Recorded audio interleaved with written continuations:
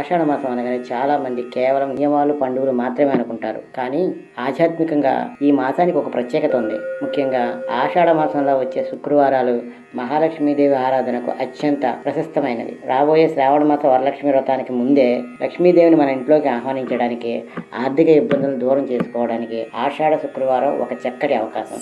ఈ రోజున పెద్ద పెద్ద పూజలు నోములు నోచుకోక్కర్లేదు. మనస్ఫూర్తిగా ఇంట్లో చేసుకునే ఒక చిన్న పూజా విధానం ద్వారా అమ్మవారి అనుగ్రహాన్ని ఎలా పొందాలో ఈ 5 నిమిషాల వీడియోలో చాలా వివరంగా తెలుసుకుందాం. వీడియోని ఎక్కడ స్కిప్ చేయకుండా చివరి వరకు చూడండి. ఆషాఢ శుక్రవారం రోజున ఉదయాన్నే లేచి ఇల్లంతా శుభ్రం చేసుకొని తలస్నానం చేయాలి. పూజ గదిని చక్కగా ముగ్గులతో పువ్వులతో అలంకరించుకోండి. మీ పూజా మందిరంలో ఒక పీఠంపై ఎర్రటి లేదా పసుపు రంగు వస్త్రాన్ని పరిచి దానిపై లక్ష్మీదేవి విగ్రహాన్ని లేదా ఫోటోని ఉంచండి. ఈ పూజలో ఒక చిన్న కలశం ఏర్పాటు చేసుకోవడం చాలా విశేషం.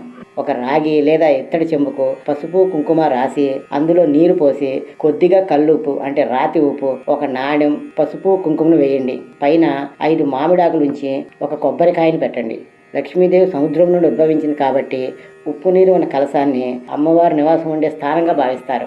ఈ చిన్న కలశాన్ని అమ్మవారి ఫోటో ముందు ప్రతిష్ఠించండి. లక్ష్మీ కటాక్షాన్ని ఇచ్చే 3 పవర్ఫుల్ పనులు. మొదటిది తామర ఒత్తుల దీపారాధన. లక్ష్మీదేవికి తామర పువ్వులన్నా తామర గింజలన్నా చాలా ఇష్టం. ఈ రోజు పూజలో వీలైతే ఆవు నెయ్యితో తామర ఒత్తులు వేసి 2 దీపాలు వెలిగించండి. ఇవి మీ ఇంట్లో దరిద్రాన్ని హరించి లక్ష్మీ కటాక్షాన్ని వేగంగా ఆకర్షిస్తుందని పెద్దలు చెబుతారు. ఇక రెండవది కుంకుమార్చన మరియు మంత్ర జపం. అమ్మవారి ఫోటోకి ఎర్రటి అక్షింతలు లేదా కుంకుమతో అర్చన చేయాలి. అర్చన చేస్తున్నంతసేపు మీ నోటితో ఓం మహాలక్ష్మ్యాయ నమః లేదా శ్రీ సూక్తం పఠించండి.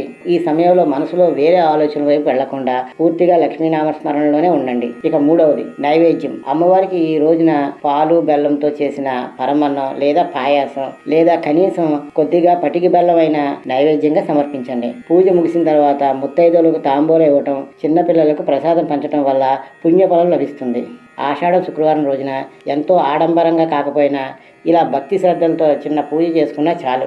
ఆ లక్ష్మీదేవి మీ ఇంట్లో స్థిర నివాసం ఏర్పరచుకుంటుంది. అప్పుల బాధ నుండి, ఆర్థిక ఇబ్బందుల నుండి మిమ్మల్ని గట్టెక్కిస్తుంది. ఈ ఆషాఢ మాసంలో వచ్చే అన్ని శుక్రవారాల్లో ఈ పూజను ఆచరించడానికి ప్రయత్నించండి.